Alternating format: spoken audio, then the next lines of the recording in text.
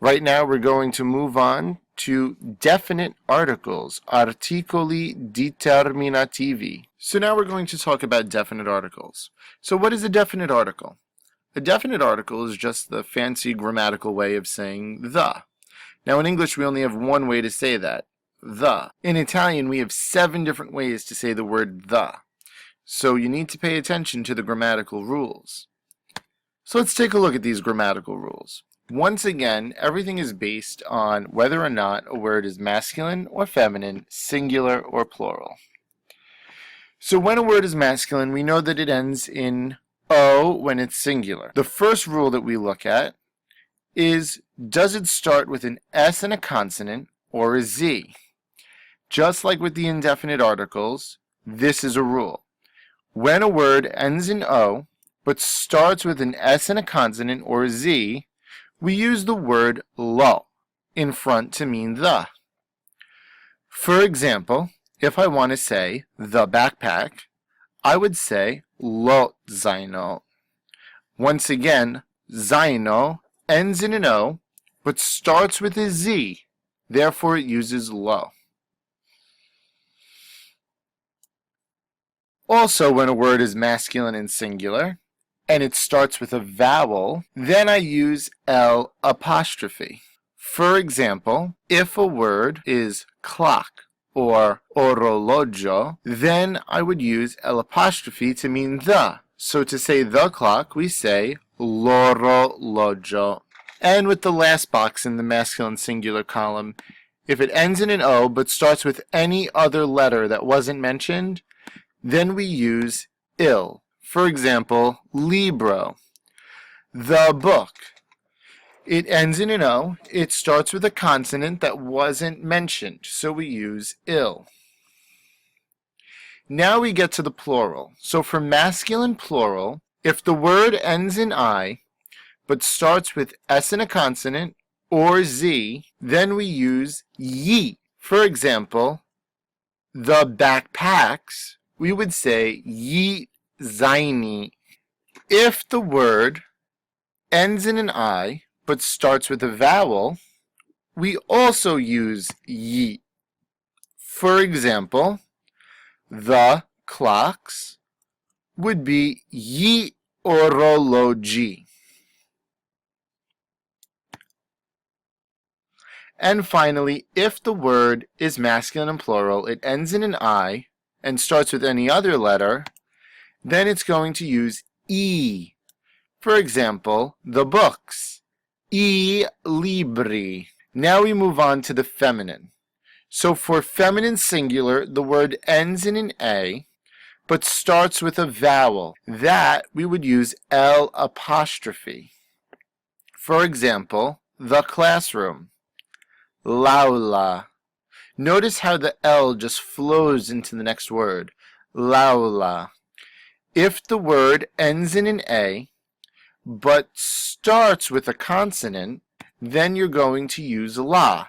For example, the school, la scuola.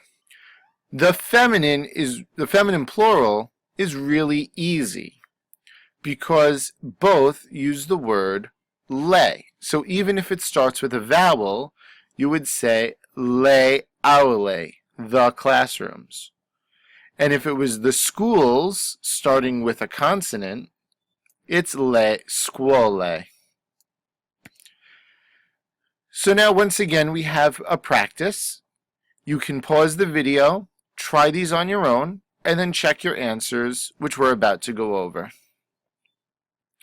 So now because matita ends in an A and starts with a consonant, we know that it is feminine singular. It's going to be la. Amica is still feminine singular, but it starts with a vowel. So if we look at the rules, we know that it's L apostrophe. Scrivania ends in an A, so we look at the feminine singular, and it starts with a consonant, so it's la.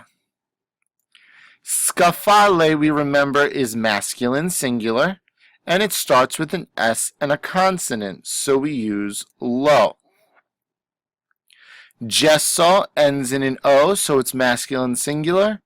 We look at the first letter. It's a consonant that's not S and a consonant or Z, so it's il. Il gesso. Folio is the same. Cestino is the same. Zaino would become lo because it starts with a Z. Aula is feminine singular, but it starts with a vowel, so we'll use L apostrophe. And esame is masculine, but it starts with a vowel, so we use L apostrophe. Hopefully you got all of those correct. And now let's try our hand at pluralizing these. So right underneath, you're going to make each of these plural. You can again pause the video, complete this activity, and then resume the video because we're going to go over it at this time. So la matita becomes le matite. You make the A turn to an E, and la becomes le because in the feminine plural, all words use le.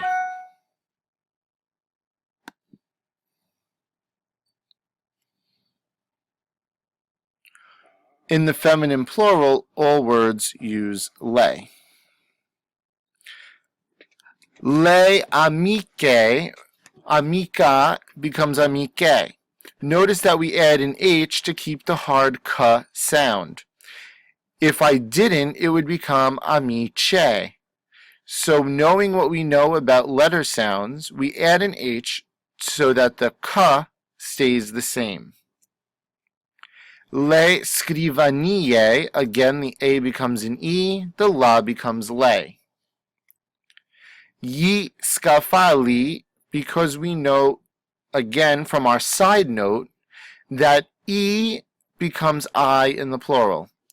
We know that scaffale is masculine, and in the plural, when it starts with an S and a consonant, we use ye for masculine plural. I gessi are the chalks. O becomes an I, and because it's il becomes E. Number 6, I fogli is the same logic, and I cestini is the same logic. However, for number 8, we use gli zaini because, again, masculine singular O becomes masculine plural I at the end, but when it starts with a Z, we use ye. Leaule for feminine, and gli esami, again, the E becomes an I, and because it starts with a vowel, the L apostrophe becomes ye. I hope you're not too confused with this, but if you are, you're more than welcome to discuss it with your teacher in a private session.